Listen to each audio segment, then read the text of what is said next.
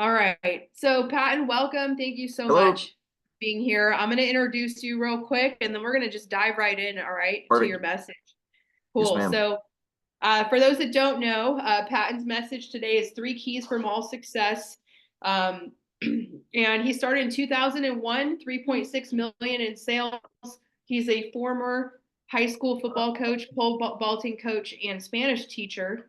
He's been married for 10 years. He has two kids, and he's actually one of the pioneers of the mall program, like one of the founders of that program. So I thought he'd be a great person to hear from because he's really seen how the malls have evolved over the years, be able to offer some insights and perspectives, on selling during Black Friday weekend, selling right before Christmas time, and being able to create the urgency and things like that. So let me go ahead and see if I can make this full screen here. Full screen. All right, Patton, go ahead and take it away. Okay. Thank you, Denise. Thanks for asking me on. I appreciate it very much. You call me a pioneer. Well, the first year I did malls was 2009. So yeah, they were definitely in their infancy. But we'll say congratulations to y'all's division for having so much success in the mall program for, gosh, over a decade now. And a lot of that is, one of the number one factors for mall success is a coordinator, a division manager, and then individual sales reps who really just are passionate and excited about doing it. And those are the number one factors. So congratulations to you and everyone else on your team because y'all have done fantastic with your mall sales for many, many years now. And I want to start off because I've been the title is National Mall Consultant, I think, something along those lines. I've been tracking the data, just helping with the mall program since 2013. And before not all of y'all seen these stats. Before I share just a couple of sales tips and things, is why don't you take a look at our mall sales since I started tracking them back in 2013.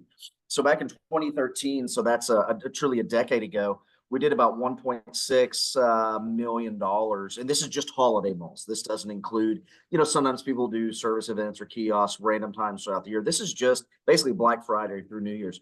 And you see the growth we've had up to almost 5 million last year. So that's literally a tripling of our mall sales in 10 years. Tripled mall sales in the holiday season. And I point that out because there's not a company in the United States of America that has done that, I can promise you.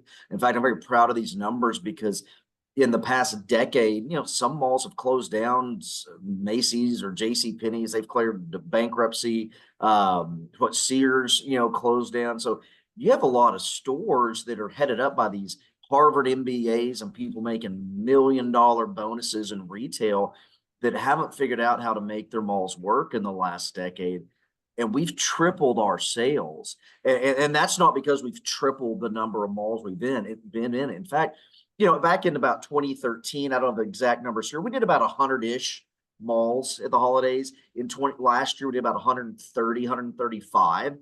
So we've increased maybe 30% or so, but our malls have tripled. And the reason for that is very simple. The reason for that increase is number one, there's three things that reflects. Number one, it's the skills of our salespeople. We have the best salespeople in the nation for any industry, and a lot of people argue that our sales skills have improved so much over the years. Number two, it's a testament to our products. The fact they're fantastic, everybody wants them, everybody needs them. And the desire to have Cutco, it says such a strong reputation is there. And then the third thing is the guarantee and customer service that we offer. And that's reflected twofold. Number one, that's just in the forever guarantee that Cutco has. No other product in the kitchen industry can match what we do with sharpening replacement for anything and everything, which adds to the value of our products. The number two in customer service is the relationship that we as salespeople have with our customers. So much of our mall growth has been driven by driving our past customers to the malls, doing sharpening at the malls. And that's one of the keys I'll talk about. And just loving on our clients so that they come back year after year after year to the malls to get Cutco, to get their specials, to get the sharpening. And it's those three factors: our sales skills, the quality of the product, the quality of our customer service reflected in the guarantee, and our individual customer service that has driven that growth. It's just unprecedented. I say over and over again, I don't know why we're so good at the malls. It's almost like we shouldn't be. I don't want to put up a negative picture for malls nationwide, but we know malls, more malls have closed that have opened. Some stores are struggling. The malls aren't going away. I can promise you that. They're changing and adapting to the different retail clientele and the environment. But here's what we've done, and it's fantastic. And the beauty is our profitability per mall. Look at, again, that increase of profitability. This is our average mall profitability going from about 3,500-ish 10 years ago to our average mall. This is profit. This is not revenue, profit. Again, just based on cost of the mall divided by CPO. There's a lot of other factors there, but to almost 14,000. And then our average, when you just look at our averages per mall, you see a steady trend of averaging from around 15, 16,000 to averaging, we're pushing the 40,000 average mark. And yeah, we've increased the days that we do some, but all that has helped the number of days, but the numbers keep growing and growing. And the beauty of all this, one of the driving factors of this success is the cost of our malls. Our average cost for our kiosk lease, look at that, has decreased a little bit over the last 10 years. Okay. Even as we've doubled our days, it's decreased. And the beauty for us, because our cost is, take our CPO, divide it in two, subtract the cost of that lease plus some other factors. That's another reason we've been able to be so profitable as we sell more. Our costs on average, not every mall, have gone down. And that's reflective of the mall environment and the retail environment. But that's key. That's key to our profitability. So that should get you excited right there. Just seeing the trends that we have nationwide as our malls have grown over the years. So that's one thing again that keep me excited. And I've said this for 10 years. When you break down all of our events that we do nationwide on average, like per hour, for the amount of prep work it takes, etc., our malls are our least efficient events. Why do I say that? Well, first off, they take a lot of work to get, they used to, not as much, but a lot of work to get the leases in and moving in the kiosks. And it's a little more work than even sometimes a home and garden show. Secondly, when you break it down per hour, the 2 weeks or the month, whatever long someone is at the mall, when you break it down per hour, it's less efficient than a home and garden show. When our average mall sells $30-something thousand, we have 3-day home and garden shows that sell that. Okay. So when you break it down to those perspectives and then dealing with promo products and other items, it is the least efficient. Okay. I don't say that to be negative. It's just a fact. When you look at a state fair that sells $1 million in them. Okay. However, when you see those profitability numbers and what can come out of the malls, everything that Denise was talking about earlier, it's truly valuable to every sales rep experience. So that's why I want to show you those numbers to keep you excited. So when it comes to success for the malls, let me get back. When it comes really to the success that we have and how can someone be successful, how someone can be successful at the mall program, there's a lot to it, but there's just 3 things I'm going to focus on right now. Number 1 is handling objections. I'm going to talk about something very specific when it comes to handling objections. Number 2 is service events and driving service to the malls. And then number 3, and I'm saving probably the most important for last, is your mindset, mentality, and attitude. And I'm going to elaborate a lot on that at the end. But first, I really want to talk about handling objections. And it's something that I've learned just this last year from a sales trainer called Jeremy Miner. If y'all ever heard Blake or Daniel, and y'all ever heard of Jeremy Miner's, that name ring a bell. He trains a lot of industries. And by the way, I recommend that y'all, just on YouTube for free, listen to sales training for people that aren't Cutco. What are they doing? Door-to-door, insurance sales, life insurance. There's a lot of fantastic trainings out there that are relevant to us, but it's not just listening to Cutco talks over and over again. We should all still listen to the best of the best, Jason or Josh or Curtis, to their talks. But sometimes it's refreshing and you find new nuggets when you listen to people that are just sales trainers for any industry.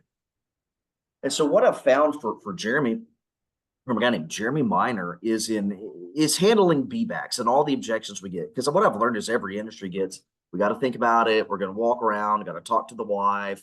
We want to do our research. Every industry, whether you're selling life insurance or solar panels, windows, or Cutco, gets those same things.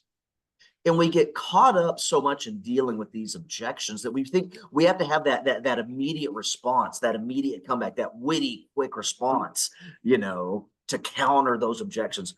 Oh, we got to walk around and think about it. Oh, what do you got to think about? It's Cutco. Yeah. Or, oh, yeah, walk around. There's a black hole down at the end of the hallway. Don't fall in because people say they're coming back all the time and then we never see them again.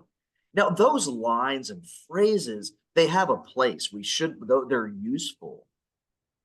But whenever we get caught up in, and especially at the malls with, how long are you going to be here? Are y'all here all month? We're not shopping for ourselves. Well, it's Christmas. We're going to wait till after the new year. If we get caught up in being just another salesman that's all these scripts that we know to hammer back at the customer, automatically the customer puts up a defense. They become defensive, and we're just battling back and forth of who can win. And as most you'll know with a customer, kind of like I've learned with my wife over 10 years, if I'm battling her, if I'm getting a battle of wits of who has the best rationale, the best reasoning, I'm going to lose every time against my wife. I can promise you that. If anybody's married, you know what I'm talking about. And it's the exact same with customers. So here's what I want you to, and some of this you may want to write down. It may be new because this has, gosh, closed me so many sales in a lot of different settings. Is we know in our scripts, and this is valuable, whenever a customer says, we're going to walk around and think about it. We just got here to the mall. We got to come here on the way out. We're not shopping for ourselves. We know, of course, we want to slow down the customer, pull out the closing pad. Denise was talking about that and say, sure, no problem. Let me write that down for you. No problem. And that is good. Slow down the customer, break down their defenses. Okay. But we want to go the extra step and truly give that customer space. Truly give them the space of, okay, yeah, let me give you my phone number here. You say you want to think about it. You're coming back to the mall. You're going to come back. Though, sure. Now I'll give you my number now. But now here's where we can truly break down the wall of a customer is when they truly think that we're going to let them go. Okay. Because most salesmen, you're buying a car or you're in the house selling solar panels or a Kirby vacuum, salesmen don't want to let them go. But yeah, here's my phone number. Now but then you want to give a pause of, now I want to check my schedule because I'm not going to be here every day, or, I'm going to be busier in cranberry merchants tomorrow, whatever it is too. So let me kind of just check my schedule so I know when I'm going to be available, because now you're like the customer, the walls are down. You're giving them all the space in all the space they need. They're thinking they're going to get off the hook of walking around. And as you're giving them your phone number, writing it down on the close pad right before you let them go, like, hey, I'll give this to you to think about.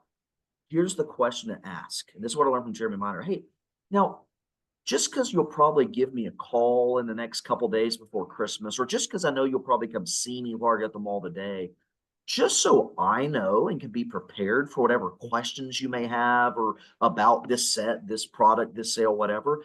Just, you don't mind me asking, what is it that's going through your head about this set that you're thinking of? Or what's going through your head about this gift that you may want to buy? What's going through your head about these couple of knives that you're interested in? Okay. So what we've done is we've given the customer a valuable space that you've heard that before. Scale of 1 to 10. What are your chances of coming back? You can do all that. You've heard that. But before you let them go, hey, just so I'm prepared for when you come back and talk to me, or when you call me, what's going through your head on this set that you're interested in, or whatever it might be. You kind of want to not ask, what are you thinking about? Because that comes a little, you could say that. I just don't think it flows as easily. It's maybe a little more negative connotation, a little more brash. But what's going through your head about that set? And 90% of the time, 90%, then they will open up to give you what the true objection is, right? The smoke screens are, we got to come back this way. We got to think about it. I'm not shopping for myself, blah, blah, blah. Okay. That is going to bring, and then there are so much more likely to open to you of, it's too much money. I don't know if they want this. And then they can go in 10 or 12, a dozen things they could tell you. But when they give you that true objection, that's when it's your job as a salesperson to repeat that objection, clarify, and find a solution right then and there. Let me give you two examples because, guys, this works on service calls at the mall, any show, but I'm kind of gearing this towards specific for malls. I was on a service call yesterday. Customer had a homemaker looking at an ultimate upgrade. They had plenty of money. It wasn't a money thing, just that kind of came out. He was giving me, well, God, let me write all this down. Let me take a picture. I got to, brew this over. I'll call you back. And I went through the whole, sure, let me write it down, take a picture. Here's the cost. Here's my cell phone number. Started putting up all my stuff, right? And then I asked him that question. Well, so Daryl, I mean, if you don't mind me asking, just before I go, I mean, you got my number. You can call me back, and I said, let me see. You need to call me probably Friday because I'm going to be busy with my kids. But if you call me Friday, just so I can be prepared or know what you're thinking about, what's going to your head about this upgrade? And what did he open up to me? Well, but what it was that he just didn't think he needed all the knives. It wasn't. He was like, well, I got to weigh out. I see the value of the upgrade. It's better than buying them all in digital, but I wouldn't use this. I wouldn't use that. I just don't think I need this. And I got to see if my wife would want this knife. I don't know. Okay. Because he broke it down to just he didn't need all the knives, I was able to do a builder upgrade with just the knives he wanted. We've all done builder upgrades before. They was questionable on the melon knife. He was like, well, I showed in the video, Jason Jeffrey. Oh, well, God, my wife may want that. I'll have to check with her. Gave him that for free, and he got the builder upgrade. Walked out with 1,200 CPM. Okay. So again, if I just hammered on a better deal or scale of 1 to 10, I wouldn't have gotten to the root of the objection. But because I just asked that, hey, whenever you call me back, what are you going to be thinking about? He told me what his objection was. He just really wasn't sure if he would use all the knives. Gave a smaller package, we went out the door. Second example, I was selling a set of cookware at a show this time. This was at a fair in Abilene. People were looking at cookware. They were like money cookware prospects, like something I don't hear that much. They're like, yeah, we've been shopping around. Like, we want to buy new cookware this year. We've looked at this brand, etc. Got to a set that they liked. Walk around, think about it, whatever, whatever the cookware package was. And we talk about different brands and stuff. And I said, sure, write it down, come back to me. And I probably even asked them, on a scale of 1 to 10, what are your chances of you coming back? And they were pretty high. I did that whole rigmarole. But instead of just jumping right into the close, I asked them, okay, well, cool. Hey, I know you'll probably come back here to see me at the show. And I'm going to be pretty busy when you come back. So if you don't mind me asking, as Josh Mueller always says, if you don't mind me asking, what's going through your head about their cookware set?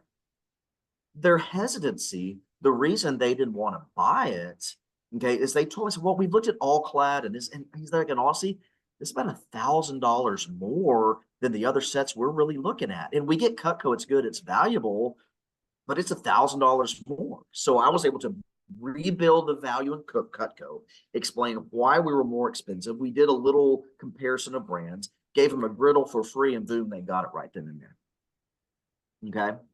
So take that now to when a customer is maybe thinking about gifts, right?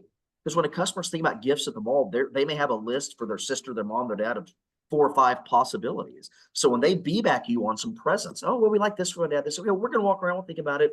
Are you going to be here till Christmas? How long are you here? All that same BS. Write it down, give them a scale of 1 to 10 objection, but before you let them go, and I mean, this is like, you're almost pushing them away to make them feel comfortable. Hey, before you go, I know I told you to come back in an hour or two before I get busy, or to call me tomorrow before I get busy, but just so that I can be prepared just to answer your questions and help you out. What's going through your head about these gifts you're thinking about? Most times, not always, they'll say, well, my dad may not want this. I don't know if I want to spend this much. My mom had asked for something else. Who knows? Or they may be like, well, yeah, I just planning on giving knives, but this seems perfect. That's what it is. Then you can come back as a sales rep. And I can't teach you that right now. As a sales rep, to repeat that objection, isolate it, and find the solution for it. Okay. And that works on anything. If they're looking at a Christmas thing, not sure if they want this for Christmas, find out that solution too. So just asking that one extra question in the be-back process of what's going through your head, so I'll be prepared to answer your questions later. Guys, it has been a game changer for me this year. And again, Sometimes there's like, well, I don't know. I just want to think about it. Oh, well, I mean, we just don't know. It's too much money. I mean, it's not going to close your deal. But I have truly seen an increase in a lot of sales by asking that question. Okay. And then, so that's the first thing I want to mention.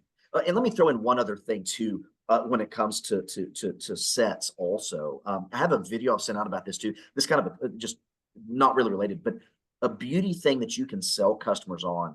And I call it my Christmas set. Okay. It's a great drop down from if they really want a homemaker, an ultimate, whatever drop down you have to do. Maybe they want an ultimate, you drop down to the homemaker. Maybe they want a homemaker, drop down to a 5-piece. Focus in on the set they, is a drop down. If you're dropping down to a 5-piece, for example, doesn't matter what 5 knives you're putting together for them. If it's a showstopper, that's great. That's perfect. If it's an all knife set, that's great. That's perfect. But I sell that as the Christmas set. Okay. So if they're hemming on price, well, the homemaker's too much. We got Christmas coming on. We'll wait till after the new year, blah, blah, blah. Sell them that 5-piece set, drop down to the showstopper, whatever it is. Okay. And I call it the Christmas set. And I explain, look, this is all you really need for Christmas cooking. You all do Christmas cooking to the holidays. It has, the cheese knife, the chopping knife, the paring knife, everything you need. You can split it up on a 5-pay. A showstopper is only what? 120, 130, whatever it is. We can guarantee you this before Christmas. And imagine what it would be like cooking for your Christmas parties or Christmas morning or your family Christmas dinner with your brand new Cutco knives. And not only this Christmas, but every single Christmas from here on out. Okay. Because we're so good on shipping around the holidays. I'm not sure what our shipping deadlines are going to be this year, but Christmas is on a Wednesday. They'll probably be able to order by like Friday the 20th, maybe the 19th, less than a week for to get stuff before Christmas. Just painting that picture of the Christmas set. We can get it to you before Christmas. Imagine what it would be like to have that Christmas set again. And then, maybe you have to throw in a pair of scissors for free, 4 table knives free, whatever to close the deal. But it's that phrasing of the Christmas set. We can get it, mail it to you before Christmas. It's only $120 now. When you got all your, we understand people have a lot of Christmas shopping they're doing. It's only $130, whatever the heck the showstopper 5-piece package is. We can get there and then just 4 more payments, $120. Just throw that out. I'll send out some videos of that. That's a money thing to do for Christmas there too. Okay, that was a little tangent. Next thing I'm talking about is service calls and service events. And Denise has probably talked about this. You've heard a lot of people talk about it. Whatever you have to do to get people to service knives at your mall, get it done. You can do that several ways. One, just to your past customer marketing in advance. All the past customers in your area, invite them for an appointment. Don't have them come in at a random time. Make them sign up for an appointment and get all your customers in your area of them all to get their knives in for sharpening. It's feet to the door. Always have an appointment because you don't want them. 2 reasons. You don't want them coming in at random times, like on a Saturday at noon when you're busy, or 8 o'clock right before the mall closes. But number 2, people are way more likely to actually bring their knives in if they've signed up for an appointment and get that reminder. Just like going to the dentist. The dentist schedules you an appointment 2, 3, 4 months out to get a teeth cleaning, right? And you go, right? Because that's an appointment. If the dentist was like, oh yeah, come get your teeth cleaned whenever next week, we'll be here. I'm probably not going to go until I have a toothache because I can go whenever. Right. So the sharpening, so that's key. Then number 2, just random people mall. Anybody that asks you for how do I get my knife sharpened? Well, we're only here at Christmas. This is a special thing that we do at Christmas. We're doing sharpenings here. If you could come back, do you have your calendar real quick? We're busier in Cranberry Merchants. I don't know when to fit you in. Let's get you scheduled. Bring your knives in. Boom. Get people scheduled on the spot scheduling for sharpening at the mall. Okay. Get them to come back. Bring friends if they have to. You write it down on a piece of paper. Send them a text reminder. Boom. That's another thing that's been so huge. I've sent out a video about Leah Eliopoulos and her team, how they've just incorporated sharpening into their mall program. I don't know if I've sent that one out yet, but that one is extremely valuable. By the way, Denise, if you get these emails, I send out to all the coordinators, make sure you forward those to your team because they're so valuable. So any way you can drive new customers, random people, or your past customers to the mall for sharpening is money in the bank. That I do that all the time. That is just a way to make your time valuable. Okay. Last thing when it comes to success at the malls, and this, guys, I've been consulting with coordinators and individual sales reps at the malls for a decade now. There's one consistent thing that stands out beyond anything else. And it's difficult to teach, but it's your attitude and enthusiasm for being at the mall, period. All right. If there's a phrase you need to write down, it's very simple, which is, if you need to write down these words. You can hold a snuff can. You know what a can of snuff is, right? Some people call it dip, backy, whatever. You can hold a snuff can. Blake, you're really concentrating on this. I can tell. You're like, ooh, Pato's about to share some serious stuff here. Look at that. He's like, my gosh. You can hold a snuff can to a bear's ass if you have to. Write that down. You can hold a snuff can to a bear's ass if you have to. When it comes down into life, if you have to do something, you can do it. All right. And that's the attitude at the malls right there. Videos are coming out, if they haven't already, about Matt Tushin, who sold 40, 50 grand at his mall. Jeff Majors sold 40, 50 grand at a hole in the wall mall in Tyler, Texas. Those are money. And there's several others that I send out. And you have to want to be there. Understand why you're there to maximize it. I've said before, our malls are the least efficient shows that we do. Okay. When you break it down per hour, what we sell, what we make, what we profit, the work that goes into it, all the prep, it is. Deal with it. Mall days are sometimes longer than a horror's dream. I get it. Okay. Sometimes you feel like you're there for 2 days in a row. You feel like that 74-year-old man at the dance club. Nobody pays attention to you. Okay. You feel like that. All right. I get it. You sit there long hours with traffic doing this, you feel ignored. Okay. The mental challenge is, so you have to be in tune to maximize every single person you talk to, whether it's for a service call, for a purchase, for a feedback, whatever it might be. Okay. I want to share an example that happened in our division last year. We had 2 malls. One mall had pushed 90 to 100 grand a couple years in a row. Another had pushed 50 to 60 a couple years, and it was out in Odessa, Texas, small place. Those malls, their sales dropped almost by 50% last year. Why?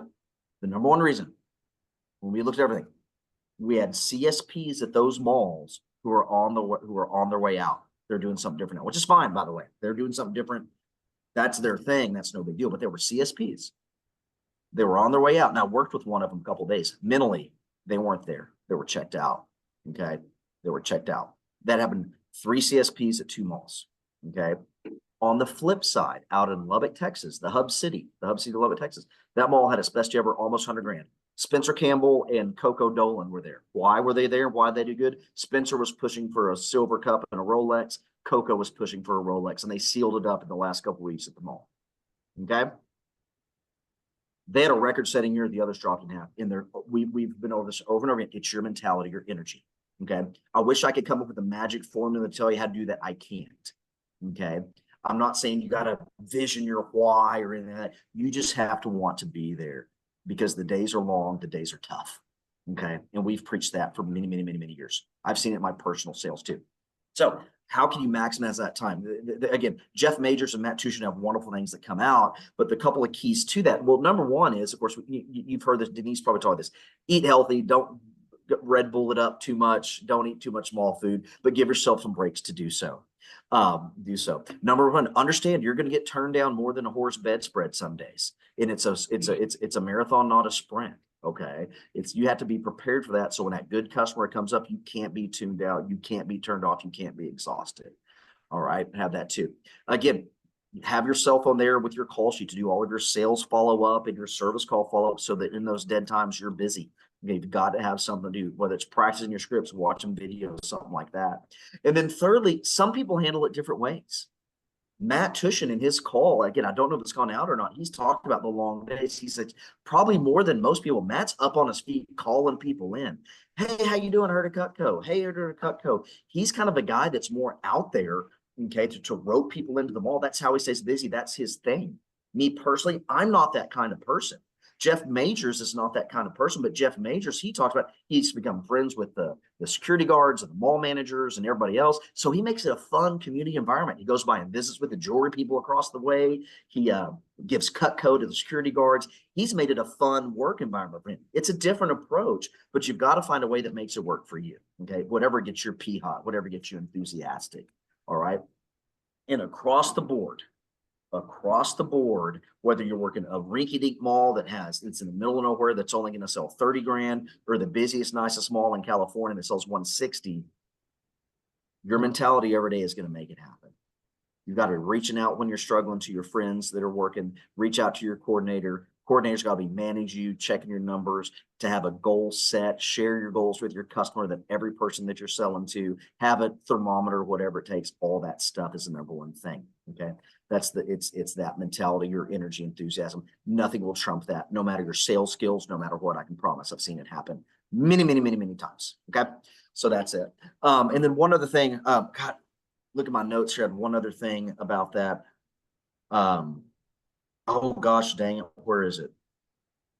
I deleted it off here because I wasn't sure if I was going to have time to cover it. Your energy level, enthusiasm. Like, okay, maybe it'll come up in a question or something there too.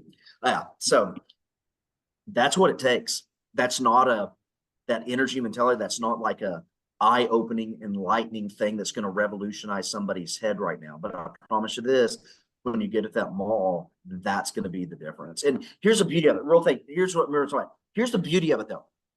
Since 2009, the malls have changed. In 2009, once December hit, malls were open like 9 to 9, 9 to 10. Hell, we had a mall down in the Valley, McAllen. The week before Christmas, it was open 7 a.m. to midnight. No bull crap. All right. Black Friday used to be opening Thanksgiving Day and 4 a.m. the one Friday before. That is gone. Here's the beauty of it. A lot of malls now, during the regular weekdays that we work, they're open 11 to 8, 11 to 7, 10 to 8. We don't have many of those 12 plus hour days anymore. Guys, Black Friday, it's not what it used to be. If y'all are working Black Friday, great, you can have a great time. But a lot of malls that I know of, they're not opening at 6 a.m. with people busting down the doors anymore. They open at 8, a regular time. The reason for that now is if you watch TV and the internet, like all over Thanksgiving, Black Friday specials all week long. You know, get your Black Friday deals online before Christmas. Retail has killed their Black Friday push. I think they've done it, which for us is a good thing, because our Black Friday numbers, some malls did really good, but we didn't have that doorbuster spike of just crazy sales. So it's better for us because our hours aren't as crazy. We're getting more sleep. We're not as tired. And even throughout those regular weeks, you're going to see your mall hours decrease versus what they were back in 2009. So we talk about those long grinding days. Fortunately, guys, the 12 plus hour days are a lot less. They may still be about right before Christmas. But we're talking this mentality and the grind. That's getting easier for us because the mall hours are shortening. Okay.